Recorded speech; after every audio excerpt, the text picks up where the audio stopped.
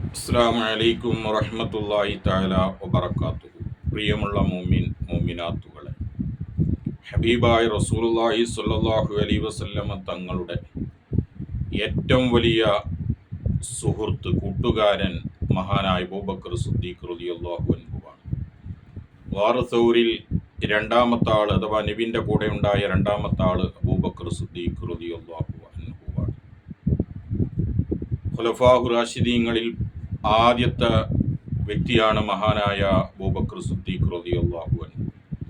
എല്ലാ വിഷയത്തിലും നബീനെ അങ്ങേയറ്റം സ്നേഹിക്കുകയും ആദരിക്കുകയും ബഹുമാനിക്കുകയും ചെയ്ത മഹാനാണ് അബൂബക്കർ സിദ്ദീഖ് റളിയല്ലാഹു അൻഹു. ആ മഹാനവറുകളുടെ ആണ്ടിൻ്റെ ദിനമാണ് ജുമാദുൽ ആഖിർ 22-ന്.